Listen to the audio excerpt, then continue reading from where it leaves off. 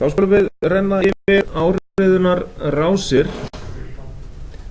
Það sem að mest notað í dag eru íhlutir sem að eru transistor með einangruðu stýriskauti.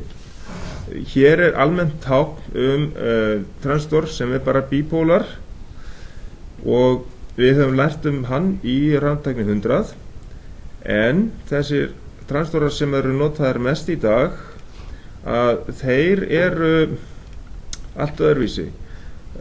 Þeir eru reyndar sem sagt með einangruðu stýriskauti og þeir eru kallaðir insulated gate bipolar transistorar og þeir líta út, já, það kannski, þetta tvöföld línan hérna inn til að sýna skautið sé einangrað. Það er líklega hér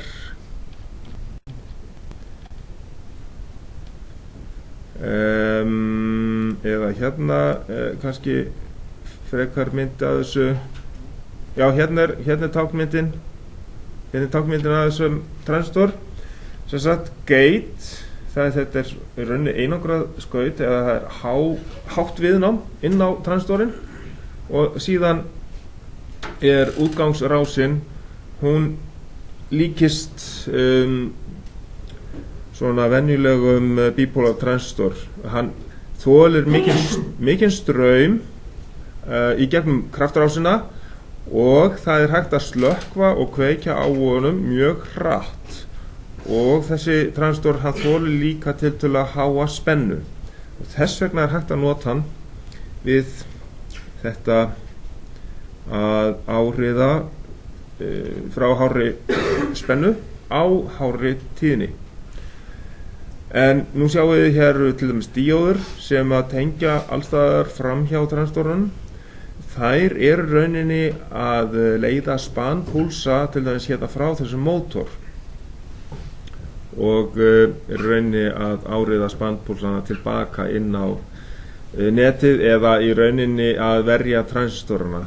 Þeir eru ekki stýrðar þessar díóður, þannig að við erum ekki með eina alvöru áriðun hérna í gangi.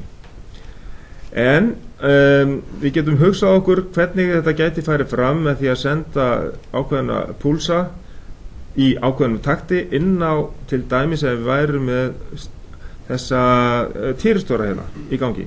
Þá væri týristor 1 og týristor 4 með púls, opnunarpúls, og þá færi straumur í gegnum U1 og tilbaka í VAF1. Þannig að hérna með því að setja þessar ákveðna púlsarunu þá gætum við sett mjög gróflega hérna reiðspennu á þessi vöf.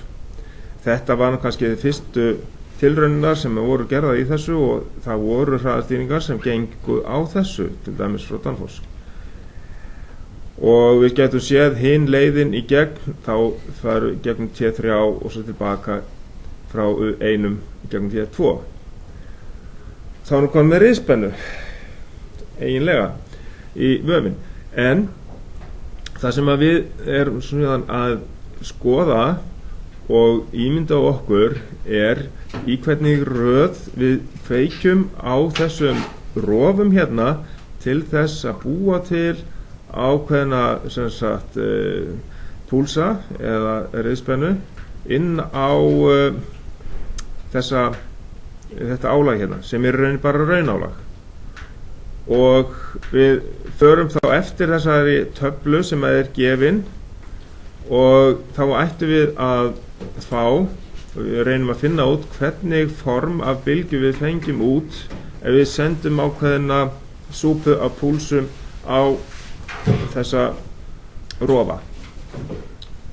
Og síðan fer það eftir hvar mælirinn er tengdur. Ef við mælir á milli A og B, hvar er A og B? Jú, það er hérna, þessi mælir hérna, hann er tengdur milli A og B. Ef að við færum eftir þessari töflu hérna sem er hérna efst, þá skoðum við hvert tímabil og myndum setja viðkomandi rofa á og hafa að hina af. Þá myndum við fá út þetta form hérna. spennu milli A og B, og þá verður fyrsta tímabil hér og svo næsta hér og svo framvegis. Þannig að við þurfum aðeins að rekja það, gera eina æfingu í því, en síðan hérna líka spenna frá A út í nullið, og þá fengjum við bara öðruvísi spennuform fram, og það aðeins öðruvísi en fylgir svona það bil spennunum milli A og B. Ég á sem sagt til form sem við getum æft okkur á, þannig að niðurstaðan ætti í raunin að vera það bil sínusbylgja sem við gætum fengið fram með því að hafa spólur í rásinni, og þannig æfingu gerum við, og hér bara sýnidæmi þetta sem að ég ætla ekki að eyða tími að fara yfir, það bara hérna, þannig að við förum frekar bara í raunverulega æfingu og prófum þetta. Og eitt sem við þurfum aðeins að minnast á, það sem sagt yfirsveiflur. Það geta verið vandamál í kerfum. Yfirsveiflur, það orsaka hita, sem sagt varmatöp í mótorum, og það ákveðna yfirsveiflur, sérstaklega þriðja yfirsveifla, fimmta yfirsveifla, sjöunda yfirsveifla og svo framvegis. Og hins vegar eftir því sem að það hækkar tíðnin, sem að þá aflið minna í þessum yfirsveiflum. En þetta getur komið fram svona eins og við sjáum þessari mynd hérna 716, að þetta tíðnir sem að koma kannski út á mótorinn. Ef að ekkert væri aðgert, þá myndi þetta valda hitamyndun og töpum. Og ef við leggjum saman allar þessar tíðnir, þá fengjum við svona bjagaða mynd, næstu því eins og kassabylgju. En fullkomin kassabylgja væri samlagning af öllum sveiflum, bæði yfirsveiflum og grunntíðni. En ok, aðferðin til þess að búa síðan til þessa sveiflu sem við sendum út á mótora til þess að hraðastýra þeim kölluð pulse width modulation, sem sagt púlsvítarmótun. Það tekið fram hérna. Þetta hérna. Og það hérna sjáum það má sér hér sko, að hérna mismunandi breidd á púlsunum, sjáum hér. Hérna stuttir púlsar, þeir skapa okkur lága spennu fyrst. Síðan verða þeir aðeins lengri, vara þeir örlítið lengri, og síðan ef það háttgildi hérna allan tíman, hérna efstu uppi, að þá varir í rauninni bara spennan á púlsunum lengur. Og þá síðan ef við fáum styttri púlsa aftur, þá lækkar spennan aftur niður, og síðan umpólast spennan út á mótorvafið, og þá fáum við neikvæða spennu og straumurinn snýr við. Þannig þetta svona í grunninn gert, reynt að útskýra. Eins sem sagt, þessi aðferð þá sýnt hérna líka, að það sendið svona púlsar, og þá verður sem sagt ef við skoðum hvað hvað, þá það hérna merkt VAF, þetta bláa línan, og B, þetta rauða línan, sem sagt það spenna milli fasa blá, hún mótuð eins og rauða púlsum, og en rauða línan þó væntanlega sem sagt straumurinn eða önnur spenna sem mælt annars staðar frá. En hérna samanburðurinn sem sagt milli sem sagt mjúkræsis og tíðnibreytis þessi, að mjúkræsirinn hann með 6 þýristóra, þar sem við klippum á bylgjuna svona svipað eins og við vorum að skoða með træjak og peru, eins og bara ljóstæfir. Þetta mjög svipað aðferð, og þannig erum við að lækka spennuna í ræsingu til þess að minnka ræsistraum af mótornum. Það munurinn á mjúkræsi og tíðnibreytir sem sagt. Og tíðnibreytirinn, hann getur í rauninni líka verið notaður í því tilgangi að ræsa mótor og bara koma honum af stað og halda honum á ferð, og stundum settur svona bypass segurói til þess að tengja fram hjá ræsibúnaðinum, hvort sem við notum hraðastýringu eða mjúkræsi, til þess að verða engin hitatöp í stýringunni ef við þurfum ekki að hraðastýra. En ef við þurfum að hraðastýra viðvarandi, þá þarf að vera með þennan búnað í gangi allan tíman, og það eru hérna 6 IGBT transistorar sem eru tengdir upp svona, þannig að frá miðjunni á öllum þessum 3 pörum tengt hver fasi út á mótor, og spennan sem við fáum frá þessu lítur út einhvern veginn svona.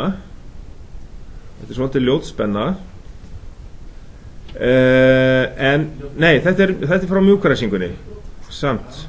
Þetta klipping frá mjúkræsingunni, en við fáum þetta aðeins mýkra frá hraðastýringur, frá tíðnibreytunum. Ég ætlaði að bera þetta saman, en þið sjáu það, þetta miklu hærri tíðni, sjáu þið. Við fáum mun mýkri spennu, það rauði ferillinn, en straumurinn blái ferillinn hérna. Það leið.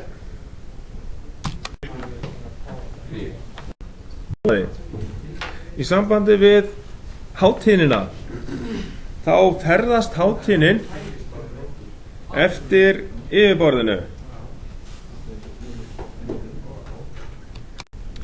Hraðastýringarnar, þær búa til hátíðni, og ef hún sleppur út þá getur hún valdið miklu musla, og þess vegna að gera að tengja vel saman með annarkvort svona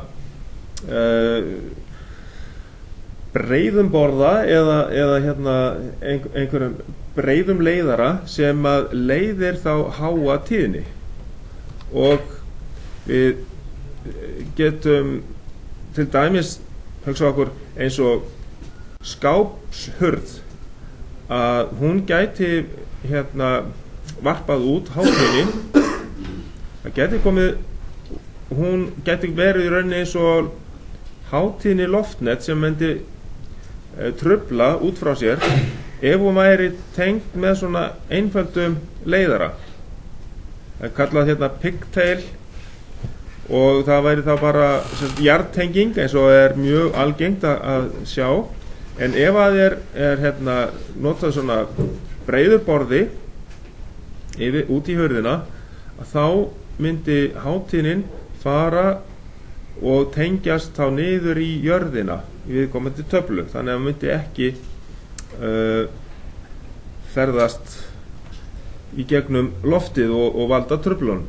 Sem sagt, hér verið að sýna að tengja saman sem sagt færibandakerfi með þessu, ef að mótorarnir eru hraðastýrðir, og eins sem sagt kapalstigar, þeir séu tengdir svona saman, og einmitt að passa upp á það þegar að svona kapalstigar eru samtengdir, að þeir séu ekki settir saman þannig að málning sé einangra á milli þeirra, því að þeir eiga líka að leiða hátíðnina í burtu.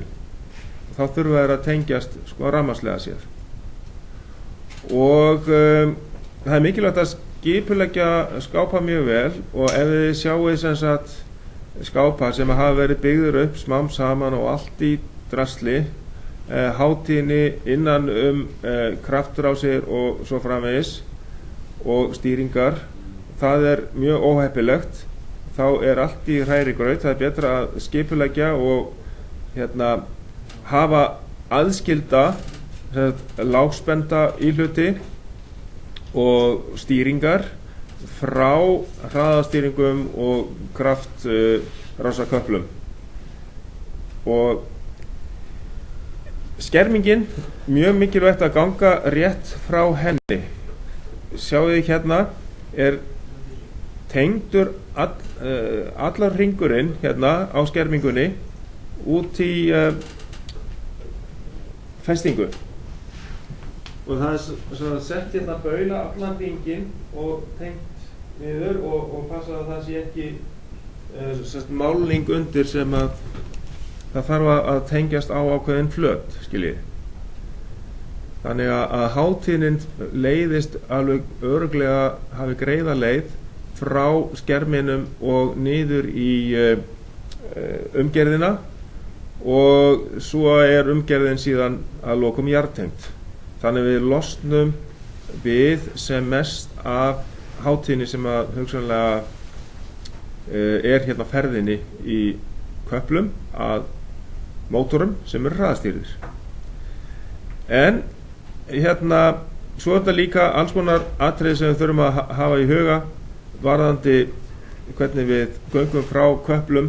Til dæmis til nipplar sem að tengja allan hringinn, sem sagt skerminguna, og þá skiptir líka máli að það sé ekki máling hérna fyrir undir, og það til sérstakir nipplar fyrir mótora til dæmis, þannig að maður getur tengt sem sagt skermaðan kapal frá hraðastýringu út í mótor og hérna nota nippilinn til þess að tengja sérstaklega skerminguna allan hringinn. Þannig að það lítið máli að tengja þetta út í mótorinn, og þá jörðin líka alveg sér, sko. En jörðin myndi leiða, sko, gulgræni leiðir bílanastraum hugsanlegan, en skermingin hún leiðir þá hátíðinni straum, og sem að gæti valdið truflunum í alls konar tilfellum, til dæmis á einhverjum stýringum, og til dæmis sem við bara í skipum þá geta hérna, til dæmis tæki farið að fara tilverðanlega kert í gang,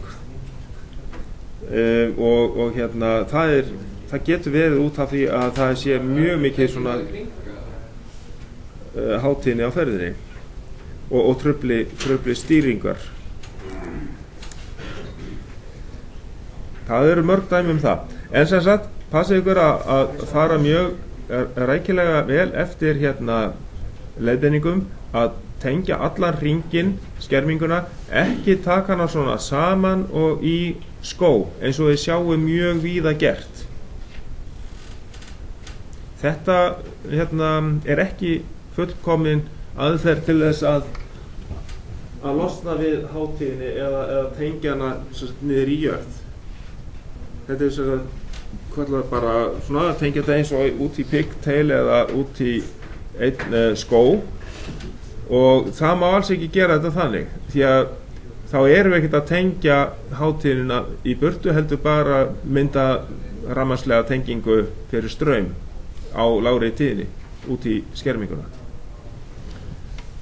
Þessi hérna að þeir með einn leiðara hérna út í skermin, þetta alls ekki nægilegt. Vegna þess að það verður að fara allan hringinn með tenginguna, með sambandið. Það verður að nást samband allan hringinn, af því að hátíðnin ferðast eftir yfirborðinu. Ok, svo bara sem sagt frágangur milli hraðastýringar, stundum sérstakir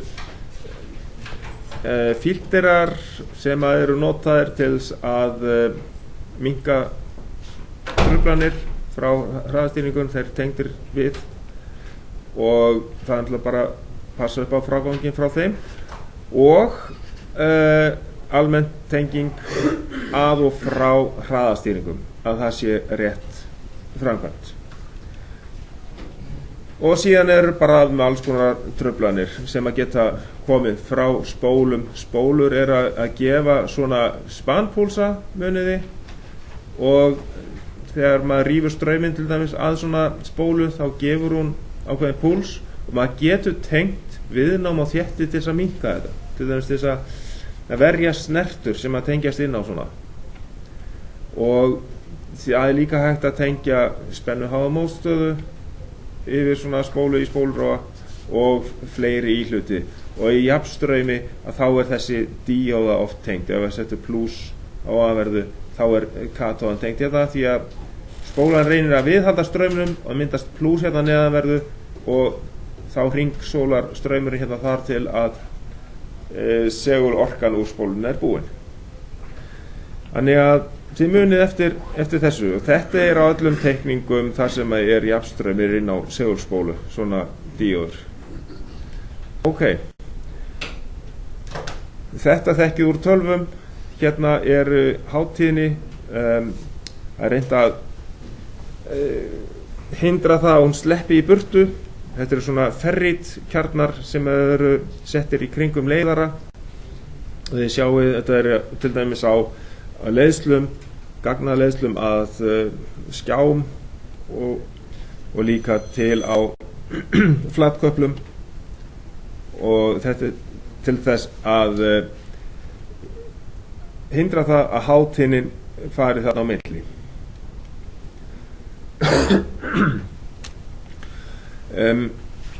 Hérna bara samanburður á þessum mismunandi íhlutum varðandi það að kveikja og slökkva og afl getu, hvað hægt að stjórna miklu afli, og það sem sagt hér samanburður á týristor, transistor, venjulegu bipolar transistor og insulated gate bipolar transistor. Hér sem sagt einangrunarþol. Það á týristor 1,6 kV, á venjulegur transistor 1,2 kV, og svipað á insulated gate bipolar transistor, það 1,2 kV. Þannig að það dugar á öllum þessum íhlutum. En svo hérna 1,5 kA getur týristorinn leitt. Transistorinn leiðir kringum 500 ampere, og IGBT transistorinn leiðir um 400 ampere. Það alveg tiltölulega nægilegt. En sem sagt switching frequency, hvað getur slökkt og kveikt hratt á þeim, það skiptir öllu máli að við getum farið svona upp í 3 kHz á týristorunum, 5 kHz á venjulegum transistorum, en frá svona 10 til 20 kHz eru IGBT transistorinn notaðir, og þess vegna eru þeir notaðir í hraðastýringar. Það er hægt að kveikja og slökkva á þeim rosalega hratt, og þeir geta kveikt og slökkt sem sagt á straum og haft mikið spennuþol, og þess vegna eru þeir hentugir í hraðastýringar fyrir mótora. Ok, þá held ég að við séum komin í gegnum þetta að mestu leyti. Í sumum hraðastýringum þá getum við valið á milli svona tíðni sem við sendum út. Við erum með burðarvilgi 3 kHz, 4,5, 6, 9 eða 12. Þannig að það hægt að velja í sumum drifum, eins og þetta græna drifið þarna inn í 107. Þetta úr því. Og ég held að við séum þá nánast búin með þetta. Hérna bara rétt verið að sýna yfirsveiflu, grunntínuna, hérna þriðja yfirsveifla, hvaða áhrif hún hefur þegar hún lögð saman. Það þessi svera lína hérna. Hún getur valdið truflunum.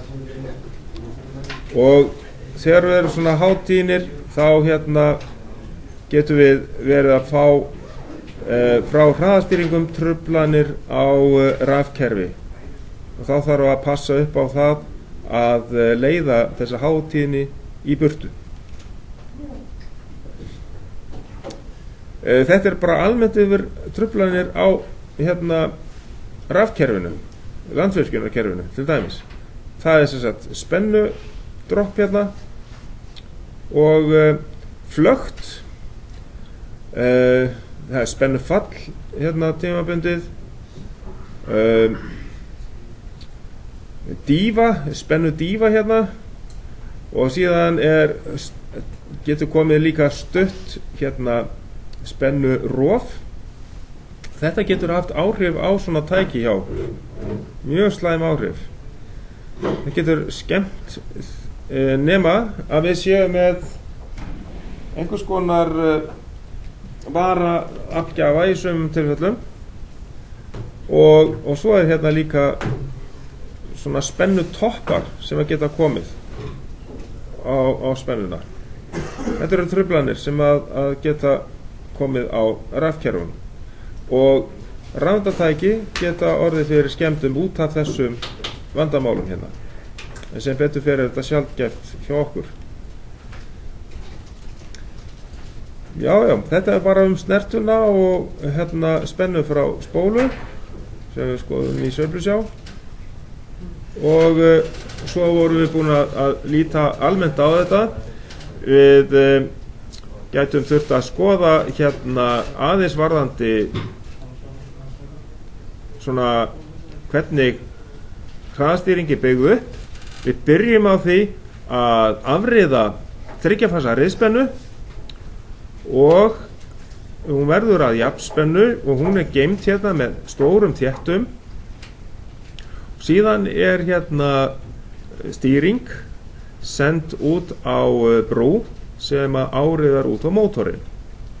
3 fasa spenna út á mótorinn með þessari púlsvittar mótun PVAF eða P2M og hérna nú bara alls konar mismunandi stýringar aðferðir og ég ætla að rétt að líta betur á hérna glæru sem að sýnir okkur betur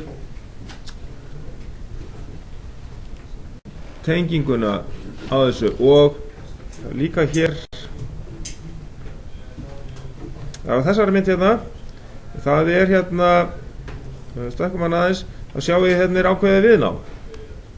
Þetta viðnám er til þess að eyða hemlunarorku. Það er hérna par og það er reynda bara annar transistor notaður í því að sagði þessi neðri hérna eða til vinstri sem er notaður í því að opna og að lækka spennuna ef að mótorinn fer að framleiða hérna inn á dreifið að þá getum við eytt orkunni í þessari mótstöðu. Þetta er hemlunarmótstaða. Að öðru leyti er þetta aðalega notað til þess að hérna áreiða að búa til riðspennu með mjög hárri tíðni hérna út á mótorinn. En hérna í þessari hérna í þessu hér þá við þurfum að tengja með ákveðnum hætti veit ég ekki alveg hvort að ég er með það er sérstök hérna það er sérstök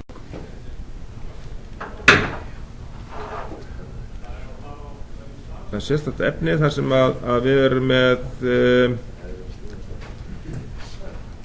hraðastýringar þar sem við tökum 2 hraðabreyta og tengja það hvort á móti öðrum. Ég þarf að kanna það hvar það er aðeins að hérna já, hérna er þetta að ef við þurfum að áreiða tilbaka þá hérna er semst hemlunarmótstaða, þetta á að vera á kennsluvefnum. Ef við þurfum að áreiða tilbaka þá þurfum við að snúa hraðastýringu við þurfum að hafa 2, það er sýnt hérna sem sagt, þá notum við sem sagt ekki þennan hluta hérna nummer 1 við snúum þessu við þannig að við áreiðum tilbaka hemlunarafl mótorsins út á netið hérna. Þá er þessi hluti hérna ekki í gangi, skiljið. Við fáum þá hækkandi spennu vegna þess að mótorinn er að framleiða hérna og við lækkum hana aftur með því að koma orkunni hérna tilbaka út á netið. Þetta er aðferðin sem er notuð til dæmis á spilkerfunum þegar við erum að hífa með rafstraumsmótor, að þá fáum við orku frá netinu í gegnum afriðunina og við áriðum hérna út á mótorinn. Síðan þegar við erum að slaka veiðarfærum út aftur, að þá heldur sem sagt mótorinn við með því að framleiða hérna út á þennan hluta 3 hérna og áriðar tilbaka hemlunaraflið inn á netið.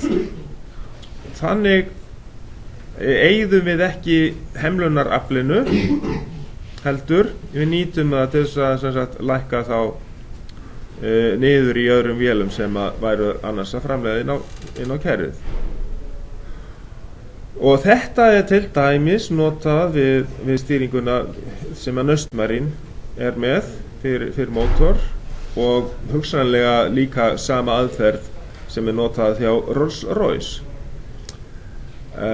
Í rappspilunum þá eru 3 mótorar notaði til að keyra sömu tromlu. Þetta svona aðeins mismunandi útfærslur á þessu. En þetta aðferðin að nota sem sagt 2 drif, annað bara tengt venjulega, það afriðun og síðan áriðun út á mótor, og hitt drifið snýr öfugt, áriðun tengið tilbaka inn á netið. Það allur galdurinn í þessu. Það tekur kannski svolítið meira pláss heldur en ef við þyrftum bara þennan hluta hér. Þá drífum við okkur í mat núna. Segjum þetta gott í bili.